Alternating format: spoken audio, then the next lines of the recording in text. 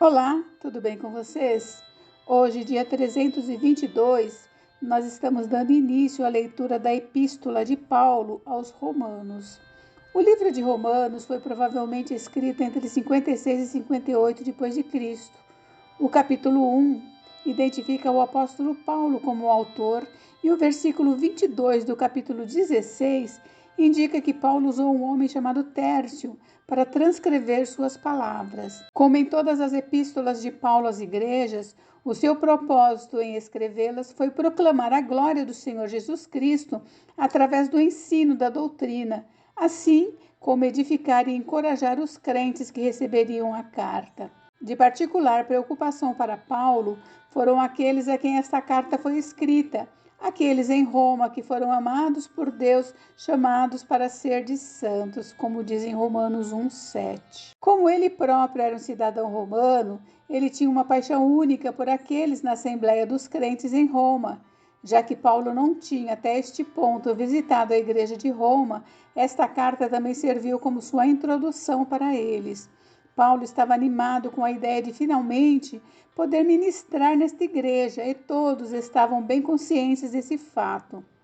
A carta aos Romanos foi escrita de Corinto, pouco antes da viagem de Paulo a Jerusalém, para entregar as ofertas que haviam sido dadas aos pobres de lá. Ele tinha a intenção de ir a Roma e depois à Espanha, mas seus planos foram interrompidos quando foi preso em Jerusalém. Ele acabaria indo a Roma como prisioneiro. Febe, um membro da igreja de Cencreia, perto de Corinto, provavelmente levou a carta para Roma. O tema central desta carta é bem óbvio: a justiça. Guiado pelo Espírito Santo, Paulo I condena todos os homens de seus pecados. Ele expressa seu desejo de pregar a verdade da palavra de Deus para aqueles em Roma. Era sua esperança que eles permanecessem no caminho certo. Paulo então salienta fortemente que não se envergonha do Evangelho, porque é o poder pelo qual todos são salvos. Paulo usa várias pessoas e eventos do Antigo Testamento como ilustrações das gloriosas verdades encontradas no livro de Romanos. O livro de Romanos deixa claro que não há nada que possamos fazer para nos salvar. Toda boa obra que já fizemos é como um trapo imundo diante de Deus. Tão mortos em nossos delitos e pecados estamos que apenas a graça e a misericórdia de Deus podem nos salvar. Deus expressou sua graça e misericórdia ao enviar o seu Filho Jesus Cristo para morrer na cruz em nosso lugar. Quando entregamos nossas vidas a Cristo, não somos mais controlados por nossa natureza pecaminosa, mas pelo Espírito. Se fizermos a confissão de que Jesus é o Senhor e crermos que Ele ressuscitou dos mortos, somos salvos, nascidos de novo. Precisamos viver uma vida oferecida a Deus como sacrifício vivo para Ele. A adoração do Deus que nos salvou deve ser o nosso maior desejo. Devemos aplicar Romanos 1,16 e não nos envergonharmos do Evangelho. Em vez disso, vamos todos ser fiéis em proclamá-lo.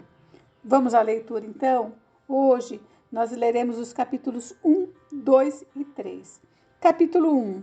Prefácio e saudação. Paulo, servo de Jesus Cristo, chamado para ser apóstolo, separado para o Evangelho de Deus, o qual foi por Deus outrora prometido por intermédio dos seus profetas nas Sagradas Escrituras, com respeito a seu filho, o qual, segundo a carne, veio da descendência de Davi e foi designado Filho de Deus com poder, segundo o Espírito de santidade, pela ressurreição dos mortos, a saber, Jesus Cristo, nosso Senhor, por intermédio de quem viemos a receber graça e apostolado, por amor do seu nome, para a obediência por fé entre todos os gentios, de cujo número sois também vós chamados para serdes de Jesus Cristo. A todos os amados de Deus que estáis em Roma, chamados para serdes santos, graça a vós outros e paz da parte de Deus nosso Pai e do Senhor Jesus Cristo. O amor de Paulo pelos cristãos de Roma, seu desejo de vê-los. Primeiramente, dou graças a meu Deus mediante Jesus Cristo, no tocante a todos vós, porque em todo o mundo é proclamada a vossa fé. Porque Deus, a quem sirve meu espírito no evangelho de seu Filho, é minha testemunha de como incessantemente faço menção de vós em todas as minhas orações, suplicando que, em algum tempo, pela vontade de Deus, se me ofereça boa ocasião de visitar-vos, porque muito desejo ver-vos a fim de repartir convosco algum dom espiritual para que sejais confirmados, isto é, para que em vossa companhia reciprocamente nos confortemos por intermédio da fé mútua, vossa e minha. Porque não quero, irmãos, que ignoreis que muitas vezes me propus ir ter convosco, no que tenho sido até agora impedido, para conseguir igualmente entre vós algum fruto, como também entre os outros gentios. Pois sou devedor tanto a gregos como a bárbaros, tanto a sábios como a ignorantes. Por isso, quanto está em mim, estou pronto a anunciar o Evangelho, também a vós outros em Roma. O assunto da epístola, a justiça pela fé em Jesus Cristo. Pois não me envergonho do Evangelho, porque é o poder de Deus para a salvação de todo aquele que crê, primeiro do judeu e também do grego, visto que a justiça de Deus se revela no Evangelho de fé em fé, como está escrito: o justo viverá pela fé. A idolatria e depravação dos homens. A ira de Deus se revela do céu contra toda impiedade e perversão dos homens que detêm a verdade pela injustiça, porquanto o que de Deus se pode conhecer é manifesto entre eles, porque Deus lhes manifestou. Porque os atributos invisíveis de Deus, assim como o seu eterno poder, como também a sua própria divindade, claramente se reconhecem desde o princípio do mundo, sendo percebidos por meio das coisas que foram criadas. Tais homens são, por isso, indesculpáveis, porquanto, tendo conhecimento de Deus, não o glorificaram como Deus, nem lhe deram graças, antes se tornaram nulos em seus próprios raciocínios, obscurecendo-se-lhes o coração insensato. Inculcando-se por sábios, tornaram-se loucos e mudaram a glória de Deus incorruptível em semelhança da imagem de homem corruptível, bem como de aves, quadrúpedes e répteis. Por isso, Deus entregou tais homens à imundícia, pelas concupiscências de seu próprio coração, para desonrarem o seu corpo entre si, pois eles mudaram a verdade de Deus em mentira, adorando e servindo a criatura em lugar do Criador, o qual é bendito eternamente. Amém. Por causa disso, os entregou Deus a paixões infames, porque até as mulheres mudaram o modo natural de suas relações íntimas por outro, contrário à natureza. Semelhantemente, os homens também, deixando o contato natural da mulher, se inflamaram mutuamente em sua sensualidade, cometendo torpeza, homens com homens, e recebendo em si mesmos a merecida punição do seu erro. Entregues os gentios a reprováveis sentimentos.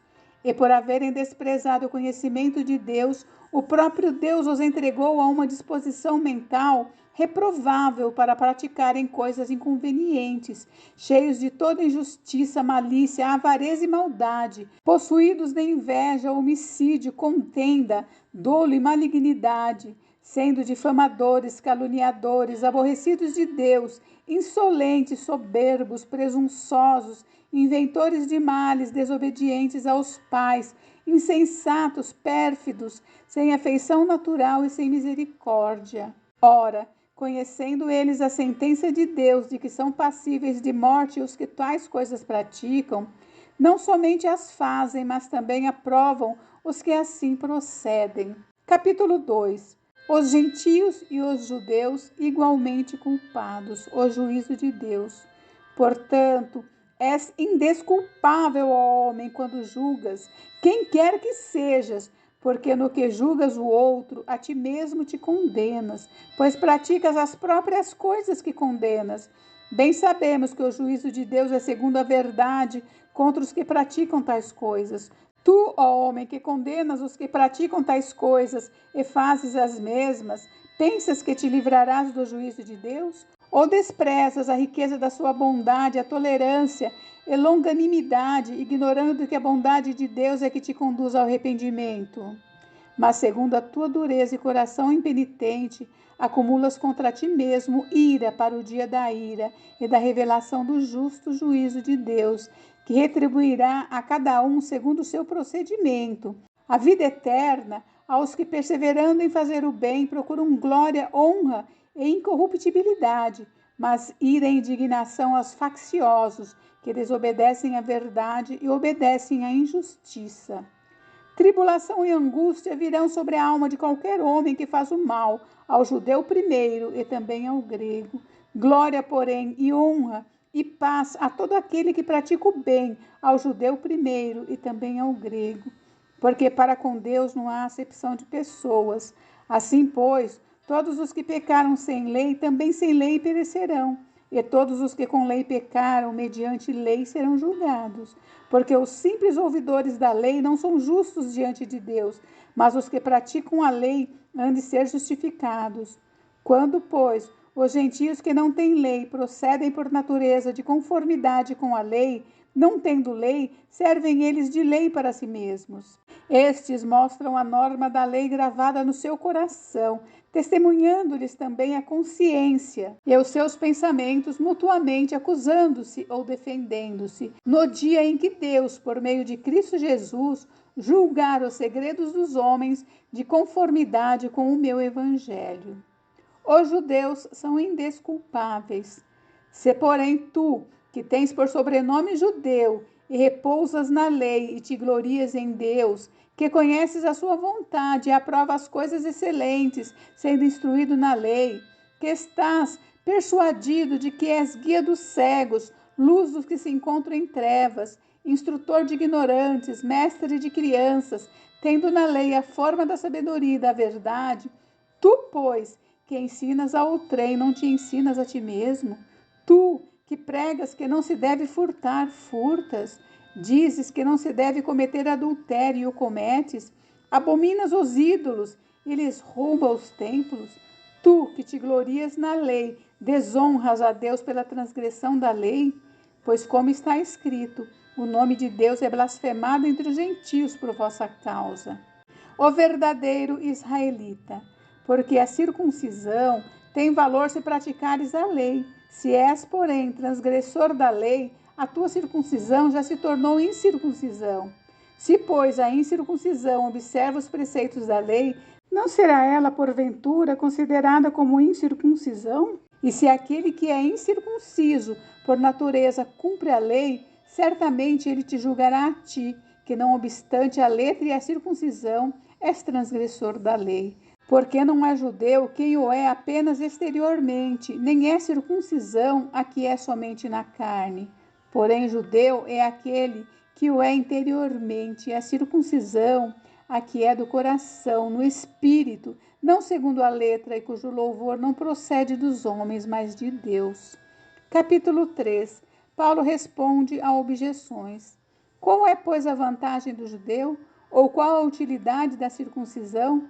Muita, sob todos os aspectos, principalmente porque aos judeus foram confiados os oráculos de Deus. E daí, se alguns não creram, a incredulidade deles virá desfazer a fidelidade de Deus?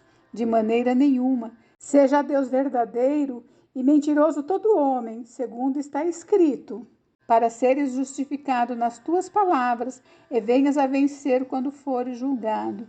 Mas, se a nossa injustiça traz à lume a justiça de Deus, que diremos? Porventura será Deus injusto por aplicar a sua ira? Falo como homem, certo que não, do contrário, como julgará Deus o mundo? E se por causa da minha mentira fica em relevo a verdade de Deus para a sua glória, por que sou eu ainda condenado como pecador?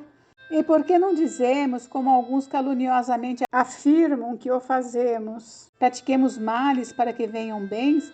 A condenação deles é justa. Todos os homens na condição de pecadores. Que se conclui? Temos nós qualquer vantagem? Não, de forma nenhuma, pois já temos demonstrado que todos, tanto judeus como gregos, estão debaixo do pecado, como está escrito: não há justo, nenhum sequer. Não há quem entenda, não há quem busque a Deus. Todos se extraviaram, a uma se fizeram inúteis. Não há quem faça o bem, não há nenhum sequer. A garganta deles é sepulcro aberto, Com a língua urdem engano, veneno de víbora está nos seus lábios. A boca eles a têm cheia de maldição e de amargura. São os seus pés velozes para derramar sangue. Nos seus caminhos há destruição e miséria. Desconheceram o caminho da paz. Não há temor de Deus diante dos seus olhos. O judeu não constitui exceção. Ora, sabemos que tudo o que a lei diz, aos que vivem na lei o diz para que se cale toda a boca e todo mundo seja culpável perante Deus, visto que ninguém será justificado diante dele por obras da lei, em razão de que pela lei vem o pleno conhecimento do pecado, a justificação pela fé em Jesus Cristo. Mas agora, sem lei, se manifestou a justiça de Deus testemunhada pela lei e pelos profetas. Justiça de Deus mediante a fé em Jesus Cristo, para todos e sobre todos os que creem, porque não há distinção, pois todos pecaram e carecem da glória de Deus, sendo justificados gratuitamente por sua graça, mediante a redenção que há em Cristo Jesus, a quem Deus propôs no seu sangue como propiciação, mediante a fé, para manifestar a sua justiça, por ter Deus, na sua tolerância, deixado impunes os pecados anteriormente cometidos, tendo em vista a manifestação da sua justiça no tempo presente, para ele mesmo ser justo e o justificador daquele que tem fé em Jesus. Onde, pois, a jactância foi de todo excluída. Por que lei das obras? Não, pelo contrário, pela lei da fé. Concluímos, pois, que o homem é justificado pela fé, independentemente das obras da lei. É porventura Deus somente dos judeus? Não o é também dos gentios? Sim, também dos gentios, visto que Deus é um só, o qual justificará por fé o circunciso e mediante a fé o incircunciso. Anulamos, pois, a lei pela fé? Não, de maneira nenhuma. Antes, confirmamos a lei. Gente, encerramos por hoje, mas amanhã tem mais. Fiquem com Deus. Deus abençoe vocês. Até amanhã. Beijos, beijos.